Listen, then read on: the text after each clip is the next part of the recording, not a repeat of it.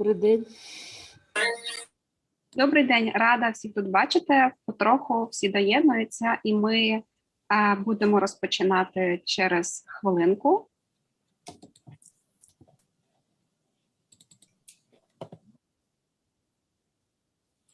Добрий Це день. у нас попередньо відразу скажу, що це у нас відкрита подія, і вона буде записуватися. Потім запис буде доступний на YouTube-каналі.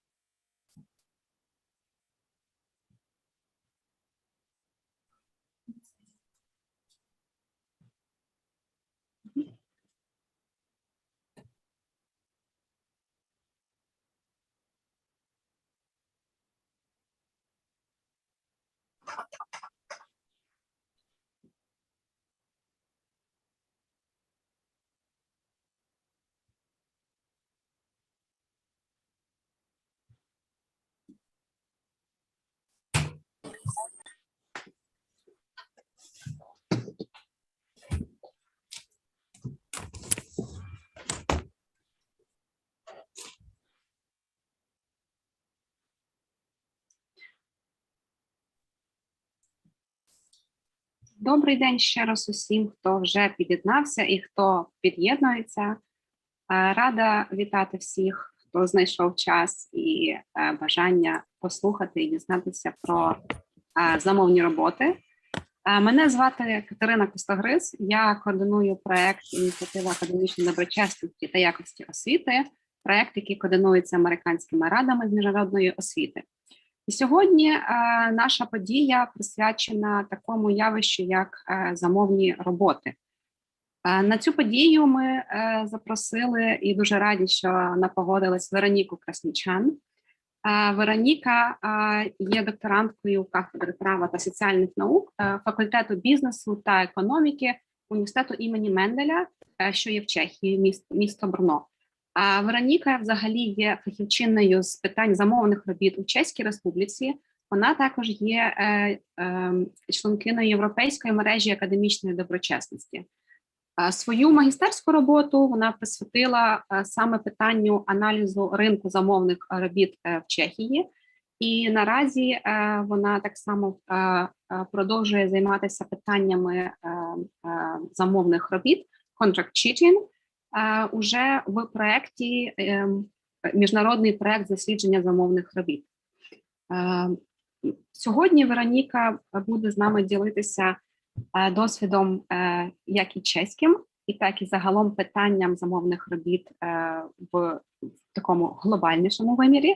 І як зазвичай після лекції Вероніки буде коротка, а може і не коротка, проте десь до півгодини сесія питань і відповідей. Питання можна задавати відразу в чат, як в процесі лекції. Також їх можна буде озвучувати, якщо хтось хоче їх озвучити особисто. Також під час самої сесії питань і відповідей. Окремо ми також зачитаємо питання, які ви, слухачі, задавали в реєстраційній формі. На жаль, оскільки час все ж таки обмежений, ми не зможемо всі, проте ми спробуємо охопити більшість питань. І насамперед всі ті, відповіді на які ви ще не почуєте під час лекції. Отже, попрошу, нагадаю, я думаю, що всі вже до цього звикли і всі це знають, проте на всяк випадок нагадаю про те, що мікрофони ваші були вимкнені, щоб не заважати і нашій лекторці. І зараз я хочу передати слово Вероніці. Вероніка, дякую, що долучилася. Ми раді тебе сьогодні почути. Thank you very much, Katerina. Really nice introduction. So I would like to welcome everyone too.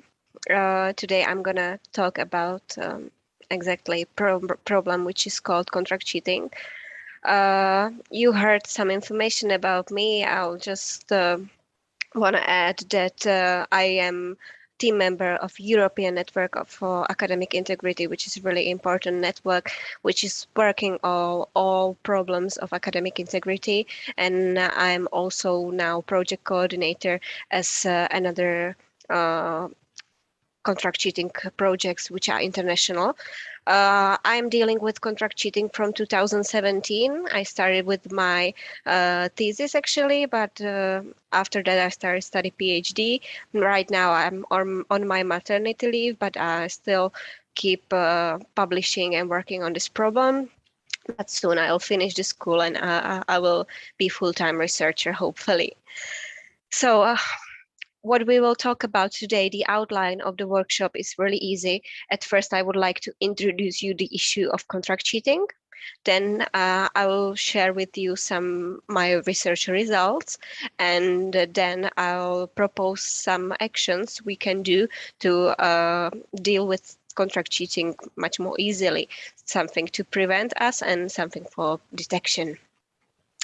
First of all, let's start with the introduction of the issue, and I want to just say that there are many types of cheating, many types of misconducts which can happen in a classroom or at the university. Everywhere, everything can happen, and of course we are sometimes talking about copying or sharing files or fabricating data, and maybe we can talk about plagiarism quite often because it's quite popular now to talk about all the softwares and systems and so on. But sometimes what people are forgetting or maybe don't know about that there is another form of cheating which is called contract cheating. What is it? What we can think about when I'm saying contract cheating. There is a huge difference between plagiarism and contract cheating. What is plagiarism? Plagiarism is when we are presenting the work of others as if it were his or her own without the proper acknowledgement. This is plagiarism. But the difference between plagiarism and contract cheating is quite huge, because contract cheating is a form of misconduct when a person uses third party to assist them of produce new work, whether it's for payment or it's in favor. There is the other person who is coming into the problem, and this person is providing this service. This person is writing the thesis or any essay for that student, and it's not copying, it's custom made, it's completely new paper or essay or any coursework. So students who contract cheat, what they might do, they might purchase an assignment from an online site or another online platforms. They can also obtain an assistance from someone else that goes beyond the writing, that goes beyond any editing and writing an assignment or solving the problem. The student can pay someone to write an assignment. It doesn't have to be company. It could be even one person who can they find online, or who maybe it could be their classmate or family. Or there are another two situations when contract cheating can occur, and it's when they are sharing answers to an assignment or they impersonate other students for the purpose of exam. But we are not going to talk about these two forms. We are going to talk about contract cheating in a view of writing. So it's going to be what we are going to talk about is always going to be about assignments, writing assignments, essays, or final thesis. So now we know what contract cheating is. We know that it's buying or just getting custom-made essay or final thesis and then trying to making it look like it's my own work, even though I didn't write it at all. Why there are problems with contract cheating? It's really cheap. The prices can start at €5 per one page. It could be even cheaper. It could be even much more expensive. It depends. because if we are purchasing the essay from a company,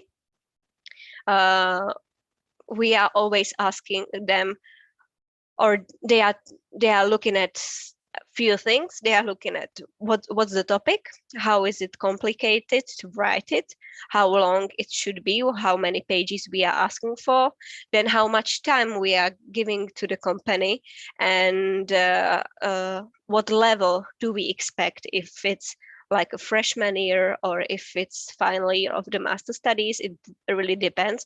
So it could be cheaper or maybe much more expensive.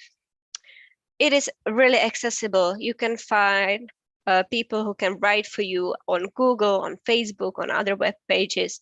And if you will just put into Google that you are looking for essay price, for example, you will be really able to find many sites where you can order or purchase an essay. The process could be really fast. You can get an essay in less than 24 hours. You can get your final thesis in 7 days, and the companies are able to do everything, but of course it's more expensive. Companies pretend that they are doing really good thing because they claim that they are providing just materials. So they are not looking at what the student is going to do with the essay or final thesis they provided to them. They are just saying that they are providing materials, and they doesn't care about what the student is going to do with the material. It is anonymous. You don't know the processor of the paper. You don't know the writer. And the writer shouldn't know who you are or who is the person who is ordering the paper.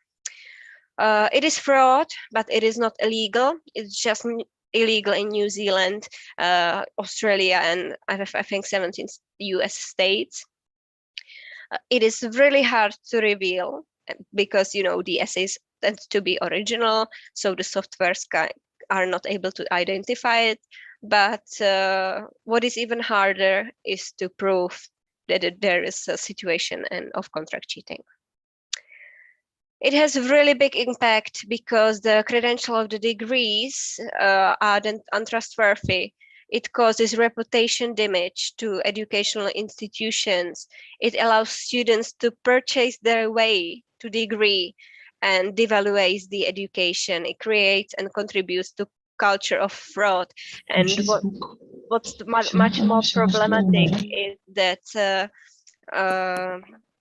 even the students can see that the other students are cheating, that the other students are doing it.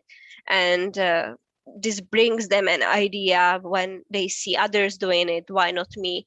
If their way could be the easy way, why not mine? So that's another problem of contract cheating.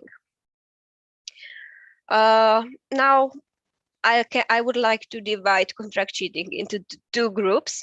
First is when the essays or final theses are written by friends or classmates, or they are written by companies. There is a huge difference because when it's written by companies, it's always for money.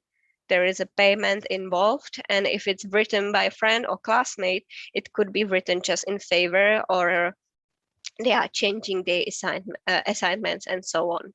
If we look at the data from Czech Republic, we can see that it's 60 to 40. So mostly the students are talking to students or asking students or classmates to write it, but 40% are asking for to write it by companies. Why by companies? Because they think it's anonymous. They think that there is going to be higher level of the knowledge, for example, and they hope that the quality is going to be good and better than when it's written by classmates. But now I would love to tell you something about the quality of the papers from the companies, because what I have done when I was writing my final thesis, I asked 5 companies to write one essay for me, and then I checked the prices, and I decided that I will ask 2 companies to write it for me, and these two companies offered me the same price. They had the same time to write it, and of course they had the same topic, and I wanted to see what is going to be the quality of the two theses, and how much mistakes are gonna be there, and if it's going to be like A+ assignment or if I will fail. So I tried this just to see how the companies works, if I will be able to talk to the writer, if I'll be able to, see how they are managing if someone is ordering something. And I have to say, once I asked them to write it, the first answer was really quick. It was like in 1 hour, they said, okay, we are able to write this for you. The price is going to be 200 euros. Then I said, okay, but 200 euros is too much. I will better offer. And they offered me discount. So even offering discounts are quite common here in this field. So then when I got the price I wanted from two companies, I let them write the two essays. It was 12-page essay. It was for 113 euros. And here are the results. There are the two names of the companies, and one sent it to me 5 days before the deadline, and the second one was at the deadline date, really late afternoon.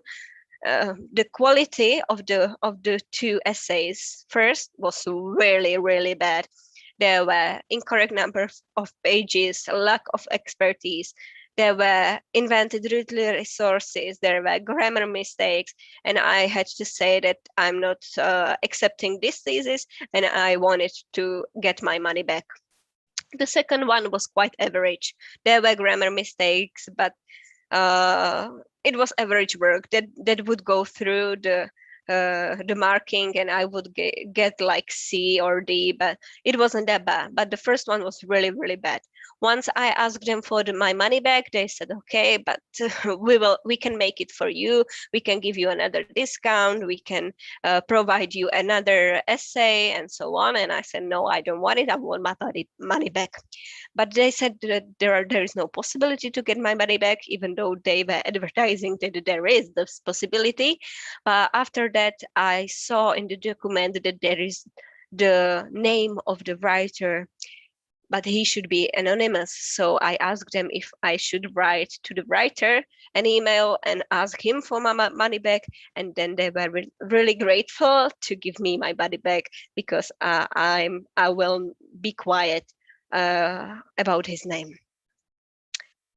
How many students admitted to contract cheating? Now you can guess in your head.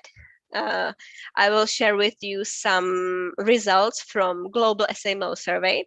It was released in 2017 to 2018 for 13 weeks. So we were asking students about their experience and study behaviors at the university, and also about the reasons why they are studying, if they ever outsourced any essay or assignment. And we asked them about the other students, if they know about the others, about their classmates, if they ever done it.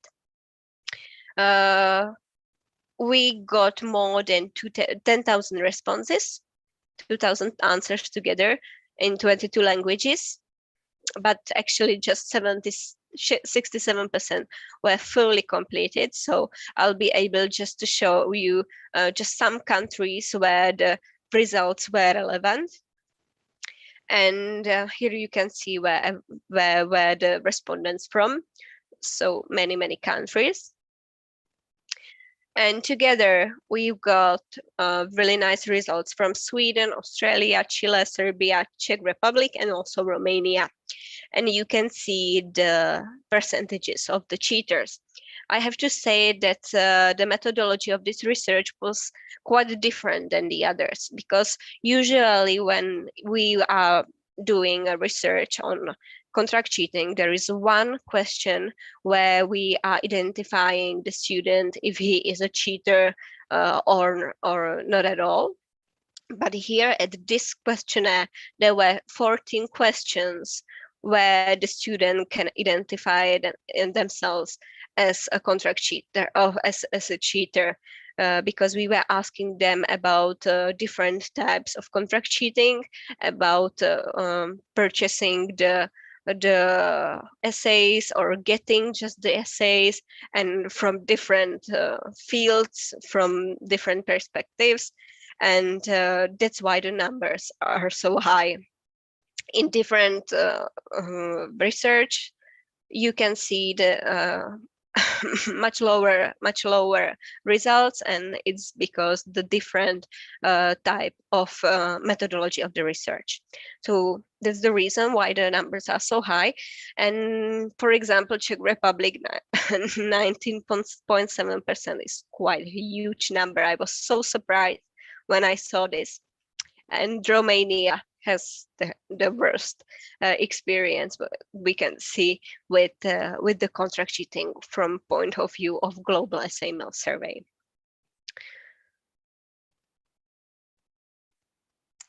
Now the reasons why they cheated, sorry, most of the time it's lack of time, because they have no time to write it.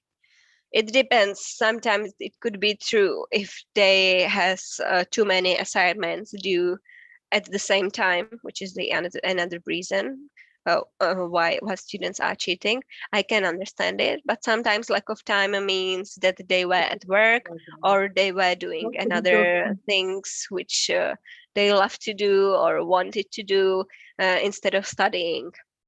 They also didn't understand the topic or didn't see purpose of the assignment. And I think these are problems from the teacher point of view, who was not able to give them relevant assignment, which they can understand and which they could love to do, because they would knew that they are learning something else.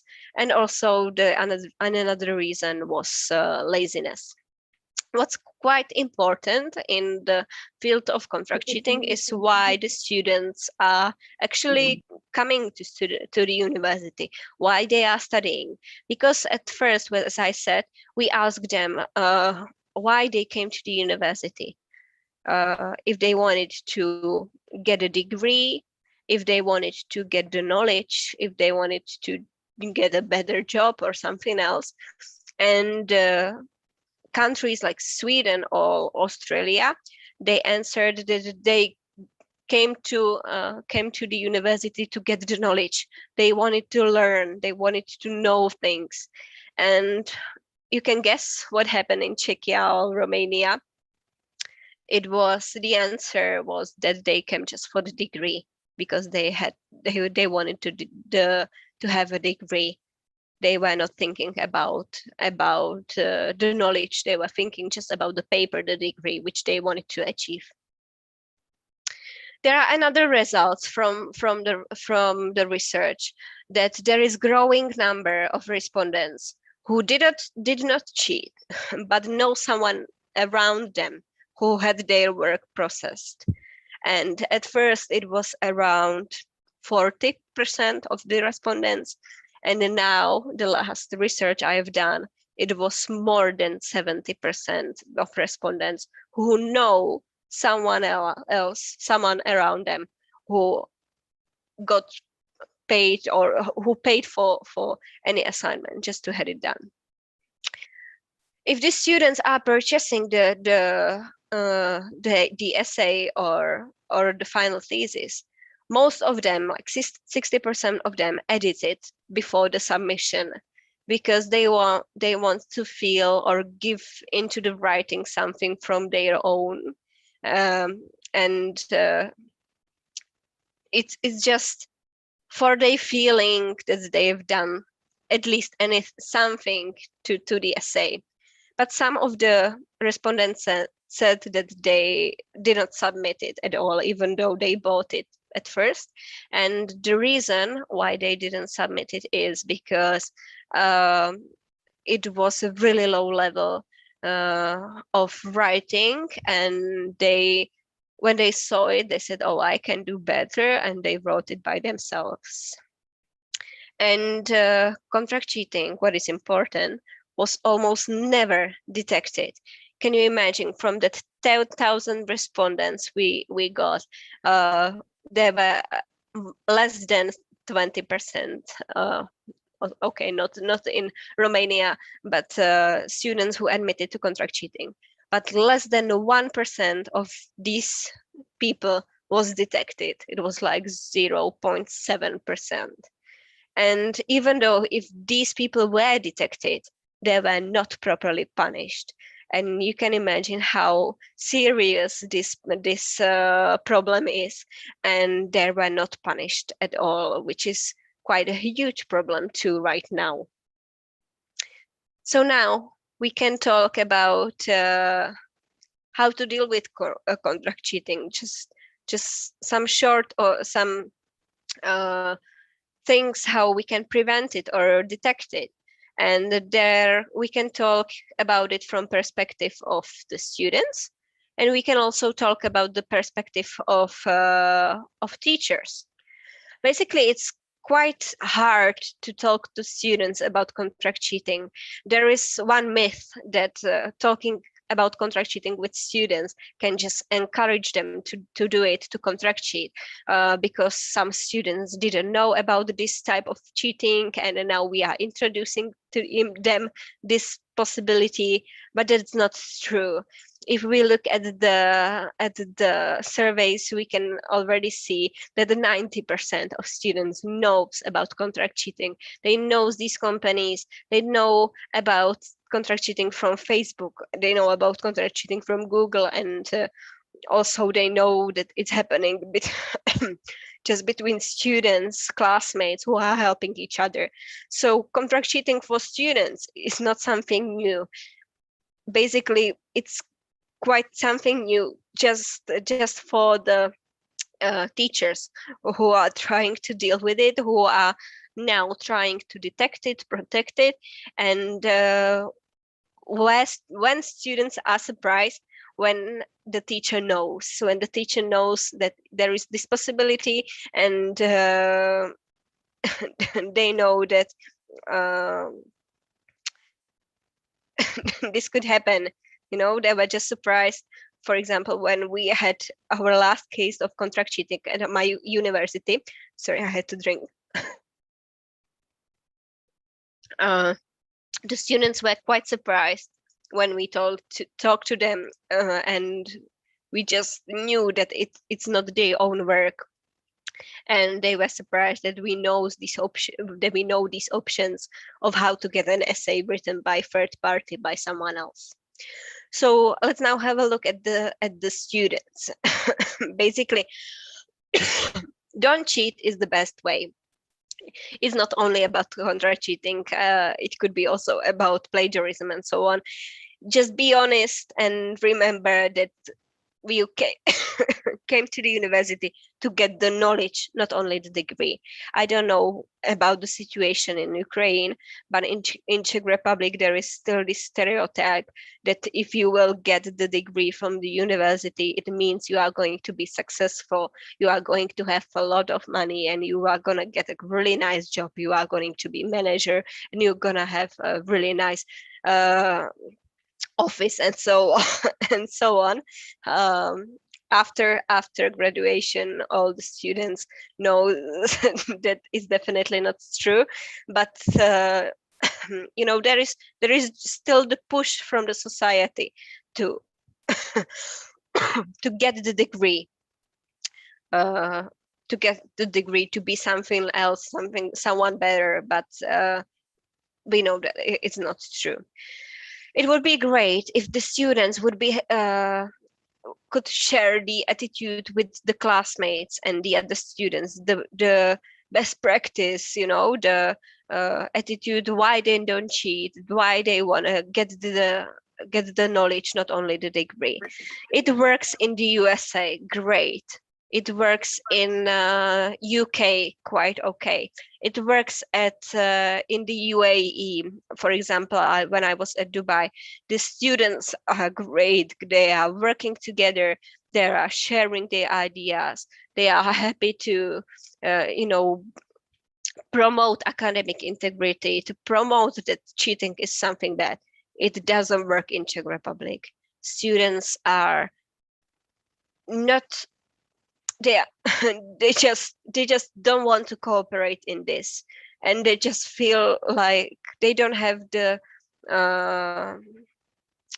they don't want to stand by and just say I'm not cheating, and let's be honest together and basically don't cheat at the campus. No, they it doesn't work like that in Czech Republic, for example, and we are still trying to find a way how to communicate academic integrity to students, and how to cooperate with students, because as it works in the US, in the USA and UK or Australia, it doesn't work in Czech Republic, because the nature of the students is completely different, and we are still trying to find a way how to reach with the students and how to cooperate with them, because it's not that easy as it is in other countries. And it would be great if the students were able to report unethical behavior to a relevant teacher or institution or office. So simple whistleblowing could work in this case really well. But as I know the students, as I talk to them many times, I know that the reporting is the hardest thing for them, and they still are at the side of the barrier where there are students and on the other are teachers, and even though they know that cheating is bad, even though they are not supporting it, they are not going to go against each other. So they are still on the side of the students, and they still feel like there is a battle between students and teachers, which is definitely not true.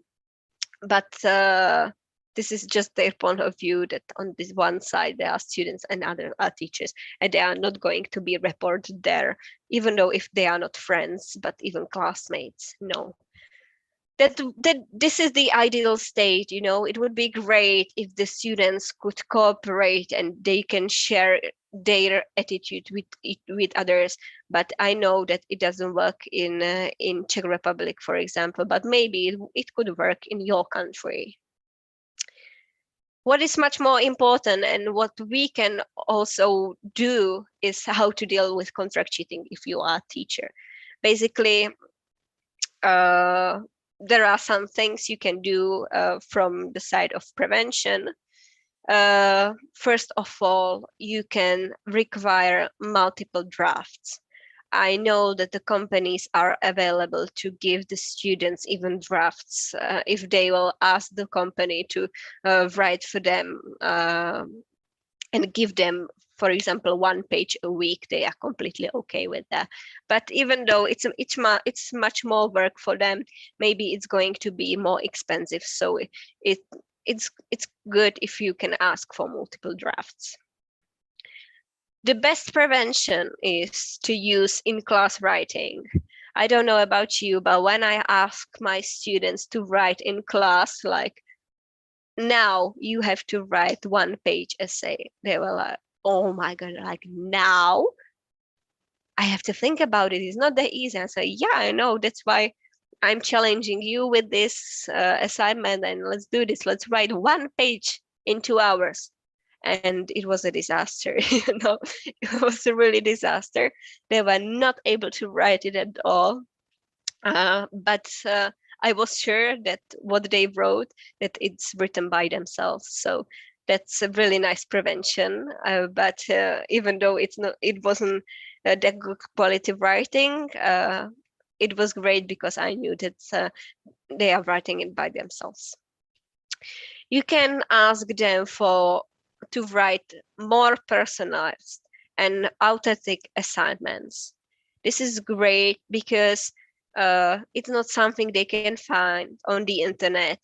If it has to be authentic and personalized, it's not that easy to outsource it. Of course, there is always a possibility. If they want to outsource, they will.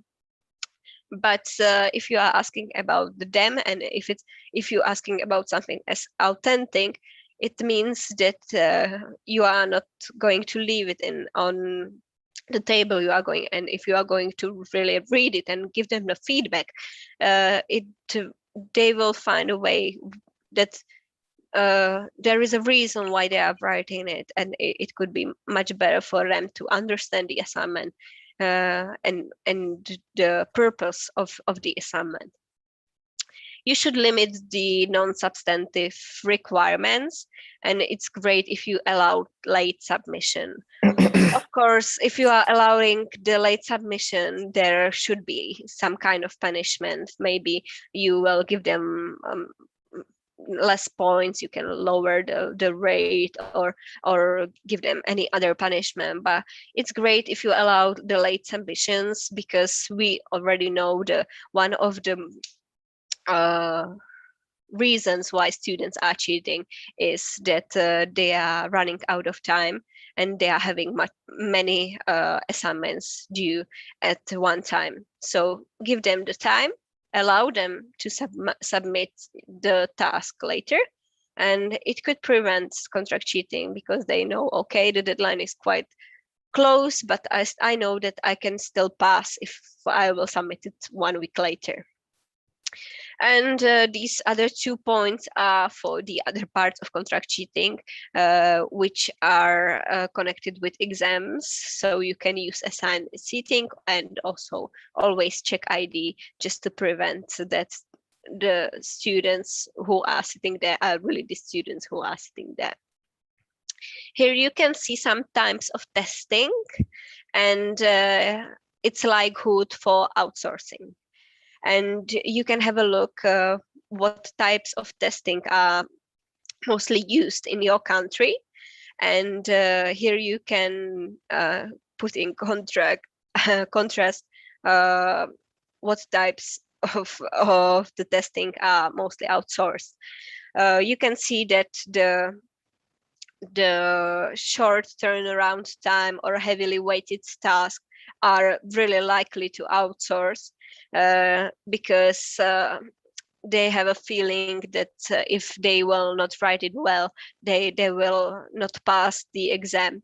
So they would rather buy it or purchase it someone else. But you can also see that, for example, Viva or the personalized and unique tasks are not so likely to outsource, or if it's completed in class and so on. So these types of testings are much better if you want to prevent any kind of cheating. Of course, for example, Viva is really time consuming, and it's not possible if you have like 300 students, but you can, for example, at first give them some selection test, and after the test, just the part of the student who was able to pass it, they could come to Viva, for example. Then there is something about detection. First of all, I have to say that even the systems which are the text matching softwares, hopefully you are using, these companies are right now working on detection of contract cheating systems. And these systems are going to work on forensic and linguistic. And it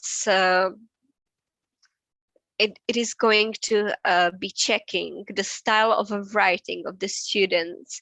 And if the style of writing is going to differ in time, then there is going to be a red flag, like be careful, there is a possibility of contract cheating. I had an option to have a look at one beta version of one software, and it looks really, really well. At first, I uploaded some of my papers there, and then I uploaded one paper which I was writing with my colleague Tomáš, and the system was able to mark the parts of the paper which were not written by me but my colleague. And there was a red flag, like be careful, this is another type of writing, another style of writing, and there is a possibility of contract cheating. So the systems could work really well. It could really help, but it is going to be just a tool. It is not going to be something which is going to give you proof like there is 100% this thesis is, or this essay is 100% contract cheating, but it could help you just to flag you some papers which maybe could be suspicious. But now we don't have the system. We have to detect it by ourselves. So what should we do? How we can detect it? First of all, always check metadata of the paper. Always have a look if you are, for example, if the student is submitted in Microsoft Word, you can have a look who is the author, how long they spent on writing the essay, and how much time it consumed, and if the name of the person of the author is the same as the other author. Of course, they could write it on the friend's notebook, or they can write it at home, for example, where the author could be someone different. But if there is going to be name of their classmate, for example, that could be red flag too. Always look for the papers that are too good to be true. For example, we had some in my university. We had some students from another country, some international students who were not really good in English. They were not writing so well. But then when I asked them to write an essay, it was like excellent essay. There was really high level in English, and they knew a lot of deep and interesting things about the topic.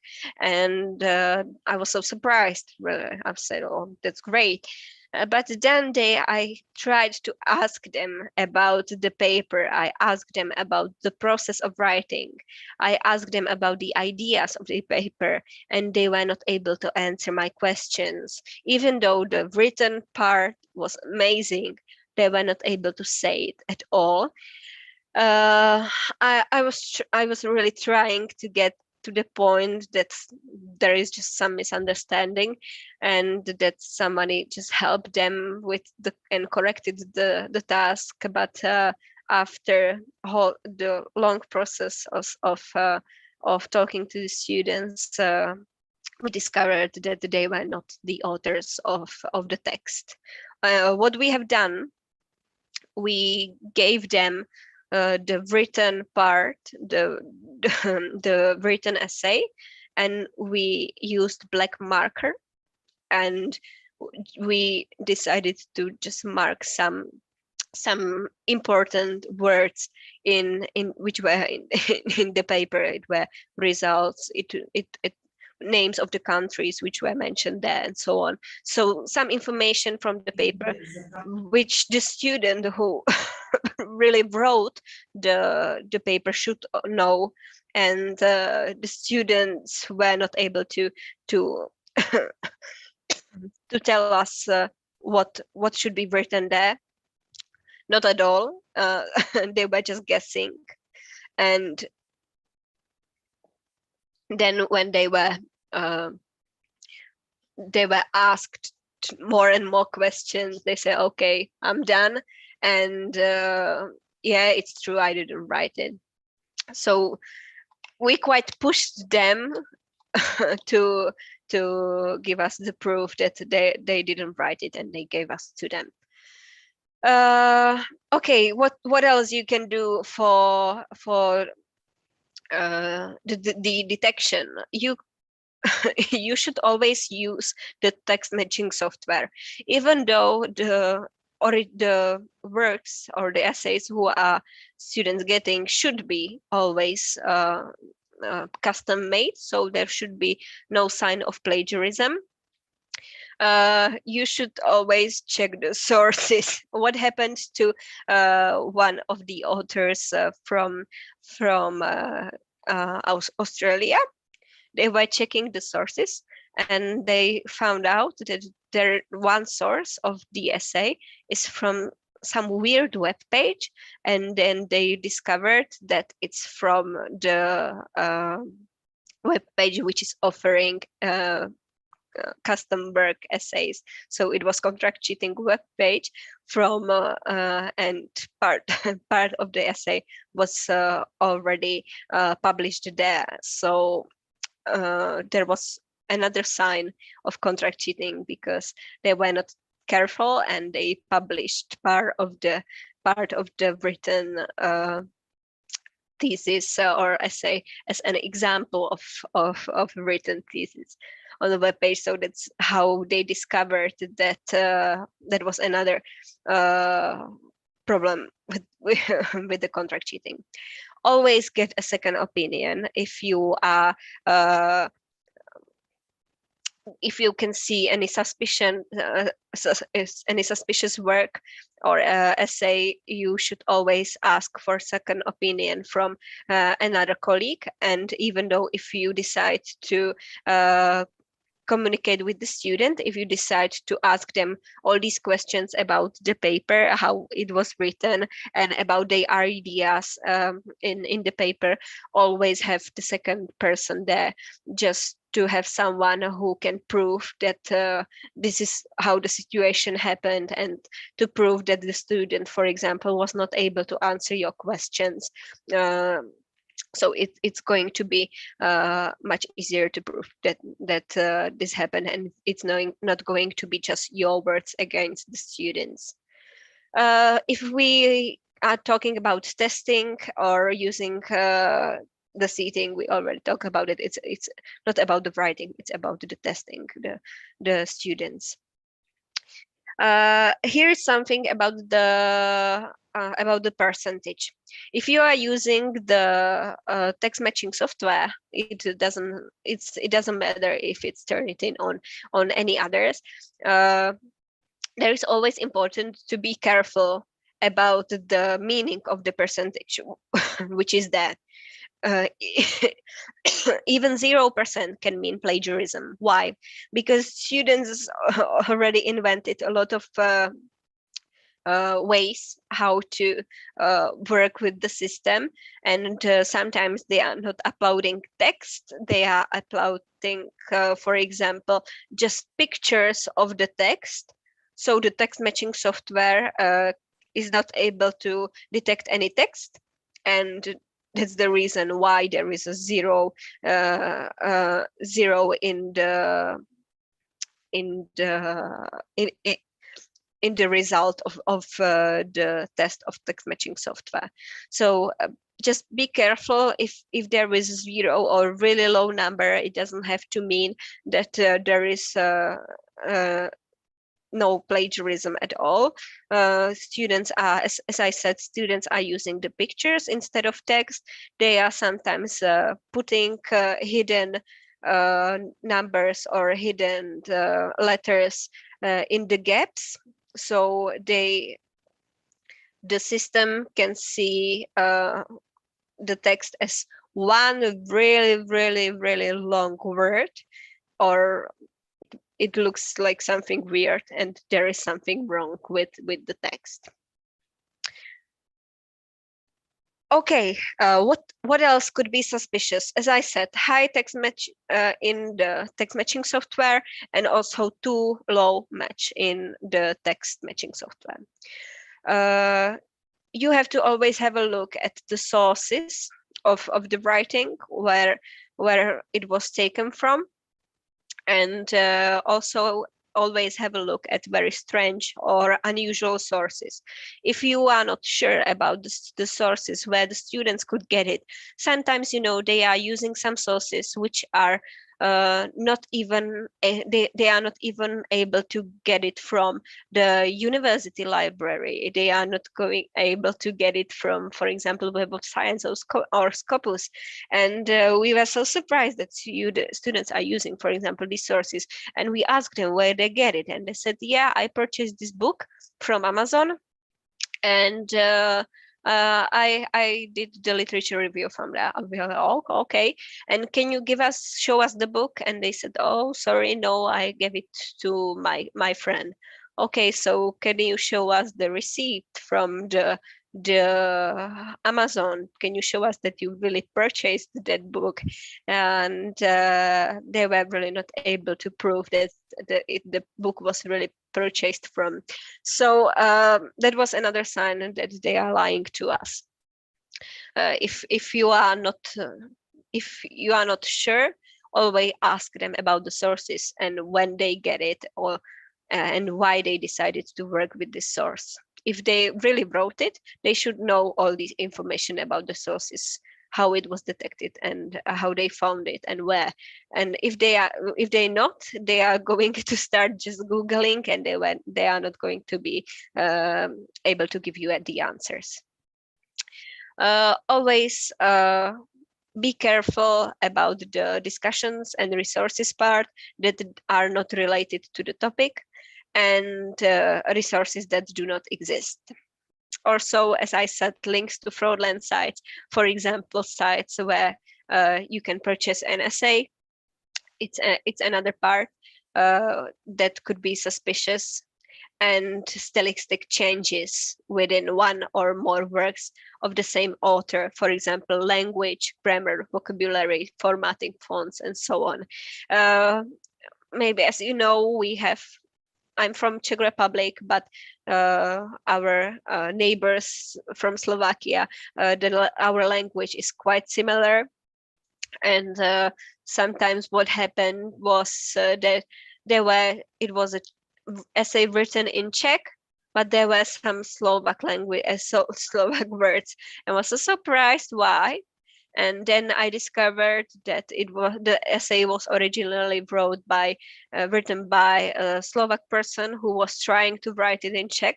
But even though our languages are quite similar, there are some differences, and that's how I discovered that it was not written by that person who submitted this essay. And they said that they were not just. It was a sign that the student who submitted that essay didn't even read it. If once the student would read it, he would discover that there are some mistakes.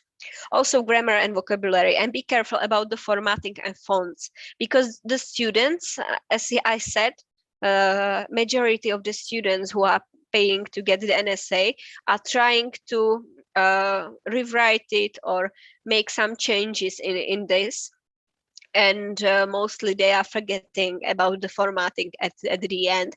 And when they are changing, they are sometimes using different forms that the writer before used, or different colors of the text. And be careful, because, as I said, even the custom work can contain grammatical errors. So be careful of that. Always make sure the contract cheating is prohibited. Ensure that the academic integrity policy is up to date. Punish every case of broken policy, just to show the students that this is not okay and we are not accepting this kind of behavior. And also work with the local legislators, because it's quite a hard way to pass to make contract cheating illegal. But right now, for example, in Czech Republic, we were also talking to legislators, and we are trying to find a way how to stop or how to make illegal these websites which are offering writing any materials for the students. Even we know that making contract cheating illegal is not going to help much more, even though, because right now we don't have the tool where we can detect contract cheating. But prohibiting the companies could really have a huge impact, because it's quite a big there are quite big numbers of these companies who are providing this. Thank you. This is all from me. I hope I could make it on time. Now I'm really open to questions. I hope there are going to be many, and I'm really happy to answer every question from you. Thank you, Veronica. Thank you so much. I just want to remind one more time, if you have any questions, you can write them into our chat, and you can write Ukrainian and we'll translate it, or you can write just in English. You also can ask question. If you have any, I see just here 2 raising hands, and if Veronica, if you don't mind, we'll start with these questions. So the first question from Irina Shkura, yes. Pani Irino. Good afternoon, everyone. So I would like to ask Veronica about how do you assess how much time you spend on the detecting is it cheating or not versus on the context of the work. So once you are in this field, it takes me like 30 seconds to know that this is not the student work.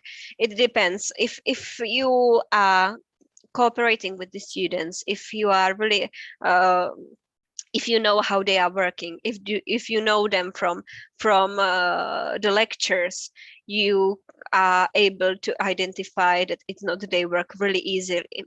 And once you will get into the drill, you will see all the mistakes like in seconds. But I agree that sometimes it could be really time consuming, not to know that the student is a cheater, but to prove it, you know. If you get the idea that this is not their own work really easily and really quick, but it took a really long time to prove that this is not their own work. And what works best, for example, in UAE or in US or Australia, they are having centers for academic integrity, or at the university there is one person who is responsible for this. So the teachers are giving them all these cases, like, look, this is really suspicious and you have to deal with this. So there are other people who are writing and dealing with these situations. For me, yeah, I agree. It's really, it could be time consuming. And if I'm talking to that student, it took me like, I would say, two hours to get ready for the call and to have everything ready. Then there is a call with the student where we are asking him or her the questions around half an hour. And then I'm writing the results for the disciplinary committee. So yeah, it's time consuming sometimes. Thank you, Veronica. Mm-hmm. Thank you. And one more question I see from Matobachuk, please. Thank you, Veronica, for such an amazing report. My name is Matobachuk. I am the head of the Quality of the Higher Education Department of Yaroslav National University of Ukraine, Kharkiv. Would you be so kind to give us your opinion on such a problem? In our university, we have a lot of official websites, official accounts on Instagram, Telegram, and other messengers or social media, and we have a problem with some kind of advertisement of contract cheating in these official chats. So in case of that chat is official, we usually ban such advertisement, and that's all. But there are a lot of non-official accounts, but still related to this university, with the society of university, with students society, and there are plenty of such an advertisement there too. So what is your opinion on some ways of preventing such advertisement? Should we try to ban such accounts, or maybe even some Telegram groups, Telegram channels, at all, or something like that? Thank you. Yeah, the advertisement is a huge problem most of the problem is in English-speaking countries, I would say, because there are many international students who are asking for help, even if their English level is not so high, and also there are many writers in English, even though if you are ordering something in English, it doesn't mean that it's coming from UK or USA. It's mostly from Pakistan or other countries where they can write really easily in English, and it's quite cheaper. About the question, what we have done in our university, we checked our network, which was just computers in our campus, which are connected to our Mendel University network. And we were looking at the numbers of students who are coming to these contract cheating service web pages. And we discovered that on some, nobody came to some of them, but to others there were like 10,000 people who came to that web pages from our university network.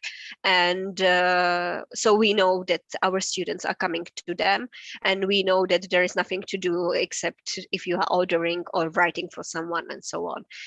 So we talked to our IT department, and we asked them to ban these websites, and they disagreed, because they said that we know that this is something bad, but there are many other bad things on the internet, like pornography or some signs of abuse, and you can buy drugs on internet and so on. And if they would ban contract cheating sites, that would mean that there is another problem. They would have to ban other things, like, you know, where you can buy drugs and so on. So yeah, my point of view is that the advertisement should definitely be banned, but you can't prohibit them to come to these companies and to order something, you know, because there are other much worse things on the internet that could happen to the students. And, you know, just simply prohibiting the contract cheating, I'm not sure. From my point of view, prevention is always the best way, and just you know, making another campaign against these contract cheaters, and promote that when they are writing something, there is a low quality, even though you are not every time getting what you're paying for, and you never know who is writing it for you. Even younger students can write the essay for you, so that means the quality is not going to be as you expected. And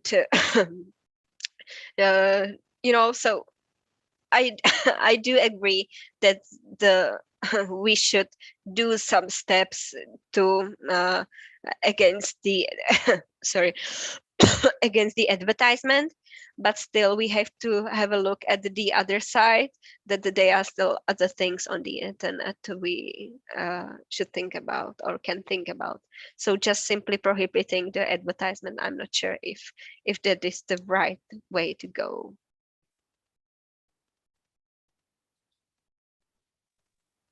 Yeah, thank you, Veronika. And there is one question in our chat. It's about measures prevention the contract cheating, and can a combination of different assignments be like a preventive measure for contract cheating? So because you mentioned several ways how to prevent, and one of them was about some personalized assignments, for instance. So the question is about combination of different assignments as a way to prevent contract cheating. You know, I know one student who bought every single essay during his studies and they passed. So there is no such a way which could prevent like 100%. But yeah, it would definitely make the life harder for the student if there is a combination of different assignments, definitely. But it's not the only way. Maybe if they should, the companies can do anything. If you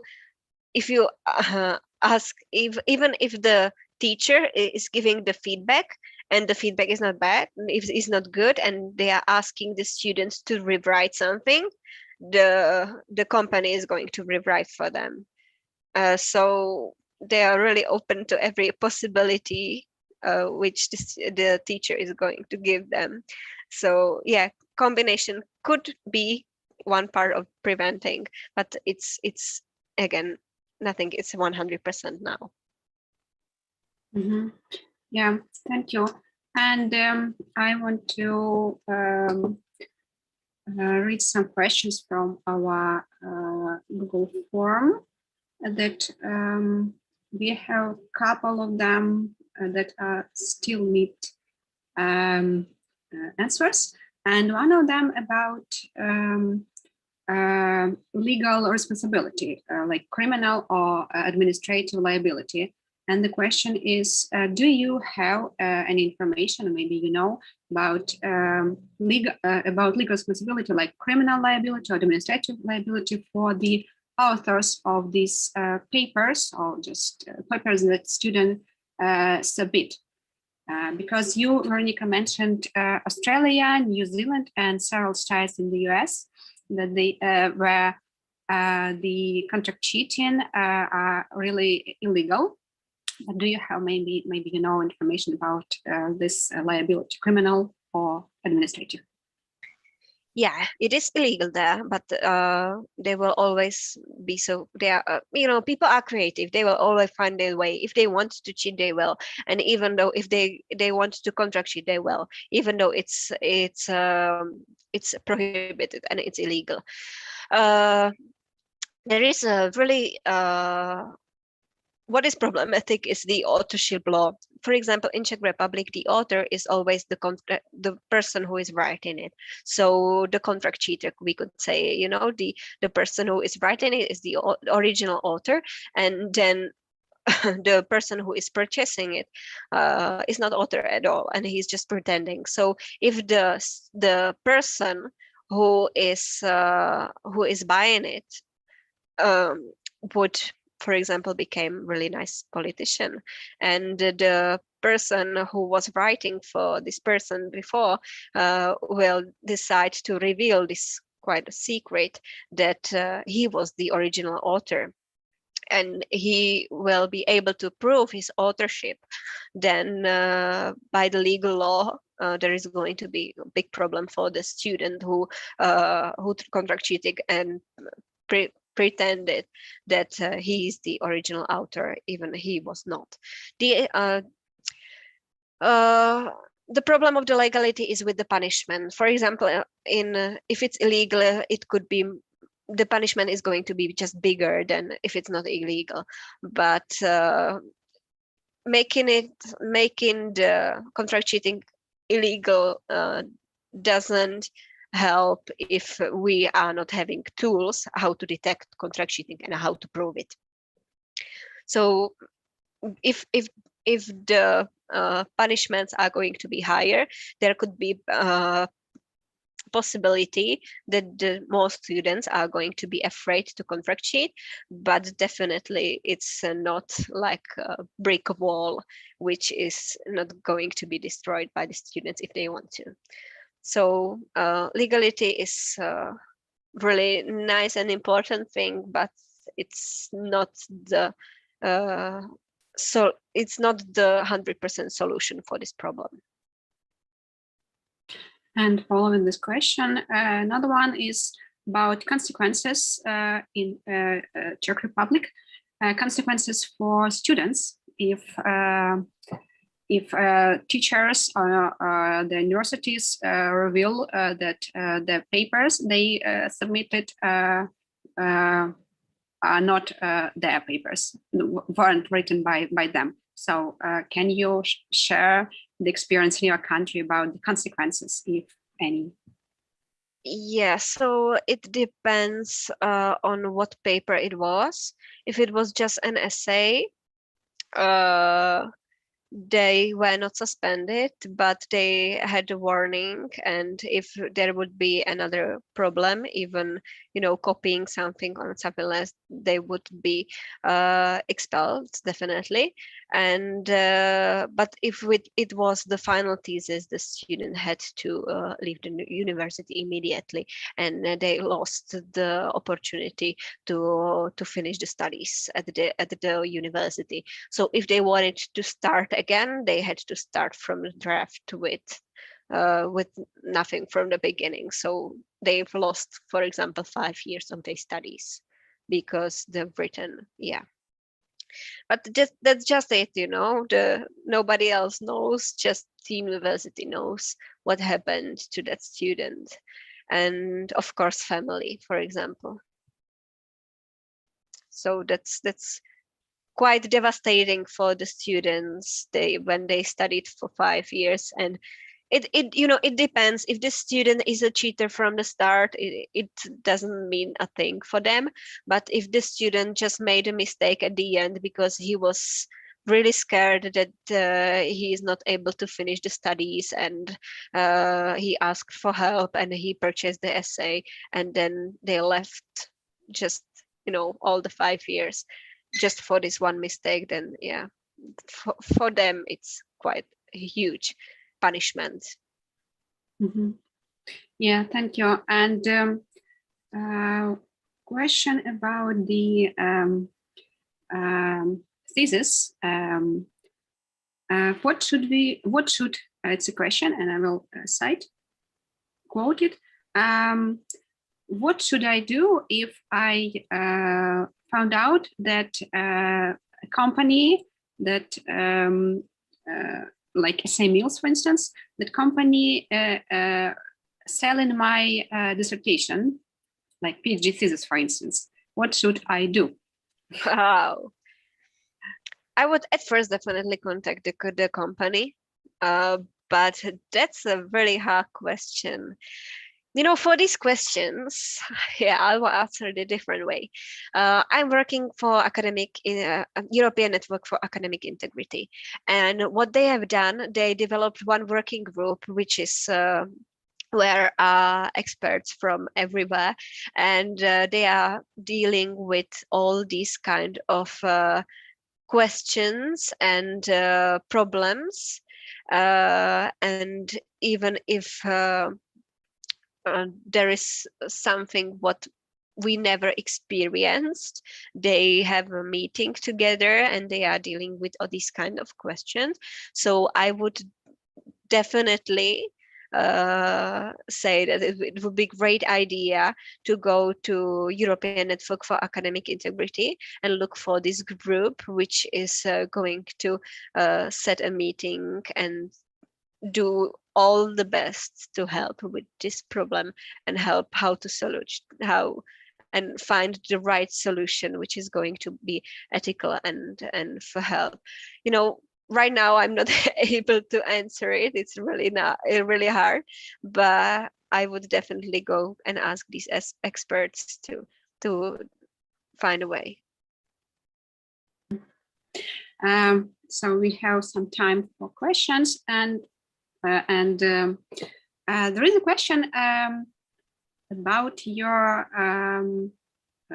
I believe, thesis, Veronika, and it's about methodology of your thesis, thesis, and how did you get the results about the about contract cheating in Czech Republic? So can you just tell more about it? It was quite easy. Based on the literature review, we developed a questionnaire which was quite short, and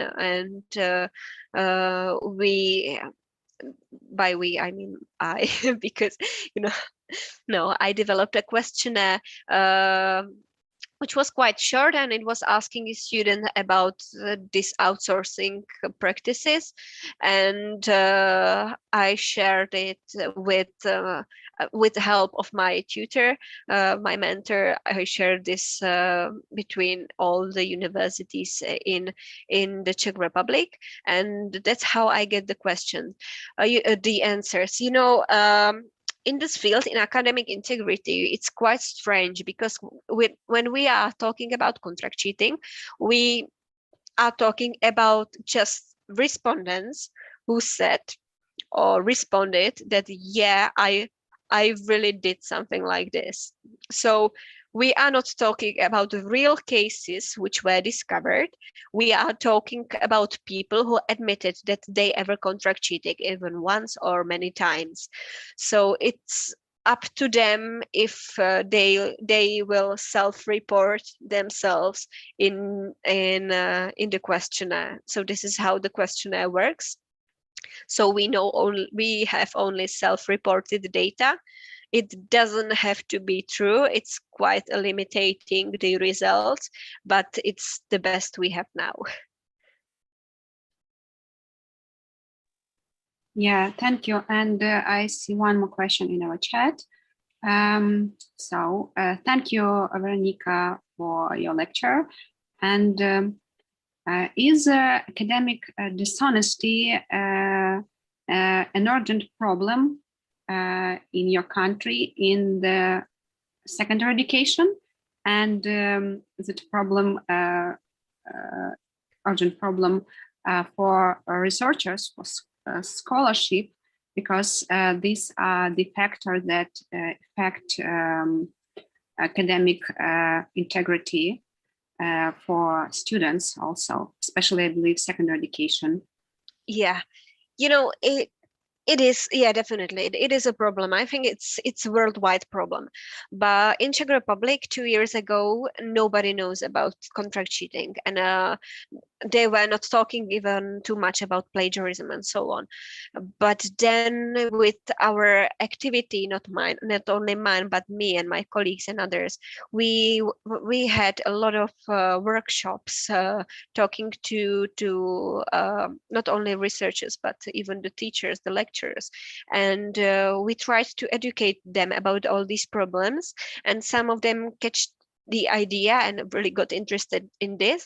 And right now we are having, I think, second project where at first there were 9 universities connected. Now it's over 17 universities connected, and we are working on building academic integrity in Czech Republic. So it's getting much better, just because the teachers know about these problems and they are trying to deal with them, but still they're always going to be part of the lecturers and people who are not willing to do something else, because building academic integrity takes time. It is something you have to do, which it's more than just, you know, the work you are asked to do. And I know that being a lecturer is time consuming, and sometimes, you know, it's really exhausting. And building academic integrity, it's even something extra you have to do on your, we can say, free time too. So yeah, it's hard, but I think now we are getting there. We have the first point, which is cooperation with other universities and starting building something. The second one is our students. We need to find a way how to connect with the students and try to build the academic integrity together. And when we will get them, then it's going to be even better. And one short question, and probably a short answer too, or maybe not. What is worse, contract cheating or plagiarism? Yeah, short question, short answer, contract cheating. contract cheating is worse just because it's not so easy to detect. If we will have a look at plagiarism and we will use any software, it's quite easy to detect it, even though if we are not using the software and we are just putting some words or questions or anything into the Google, we are able to find the original source if it's not written by the student. So definitely contract cheating is much worse. Thank you, Veronica. Thank you so much for the lecture, for your answers, for honest answers. And now I'm going to switch to Ukrainian. And дякую всім, хто сьогодні до нас доєднався. Перед тим, як ми завершимо нашу лекцію, я хочу сказати ще декілька слів про те, що наступного тижня разом з Європейською мережею з академічної доброчесності і також з проектом, з міжнародним проектом з замовних робот, з contract cheating, ми запускаємо в Україні опитування стосовно явищ замовних робіт, стосовно contract cheating, для того, щоб дізнатися, яка ситуація є в Україні. Вероніка, яка згадувала про опитування про замовні роботи, вона також не могла, наприклад, подати ніяких даних про Україну, оскільки щодо цього досліджень в Україні поки не існує. Тому наступного тижня ми будемо запускати це опитування. Опитування розроблене саме проектом з міжнародним проєктом з замовних робіт. І ми сподіваємося, це дослідження розраховане саме на студентів, тому ми сподіваємося на підтримку університетську і в освітянській спільноті щодо цього, для того, щоб побачити хоча б масштаби цієї проблеми. Ми розуміємо, що вони великі, проте без якихось хоча б даних, без якихось цифр важко загалом говорити про цю проблему в Україні. Також ці дані будуть потім зібрані і згодом презентовані на рівні, вже в порівнянні з іншими країнами. А також сьогодні ми опублікуємо статтю, яку написала Вероніка про замовні роботи, спеціально для проекту «Ініціатива академічної доброчесності та якості освіти». Тому ми заохочуємо також читати і поширювати цю статтю. Наостанок хочу дуже всім подякувати, що долучилися. Дуже дякую за запитання. По закінченню вебінару ми надішлемо з дозволу Вероніки переклад презентації сьогоднішньої. Дякую дуже тобі, Вероніко. Дякую всім. Гарного всім дня і на все добре. Дякуємо, до побачення. До побачення. До побачення. Дякуємо, до побачення. До побачення. Дякуємо. Дякуємо, до побачення. До побачення. Дякую, до побачення. До побачення. До побачення. До побачення всім. Дякую, до побачення. До зустрічі.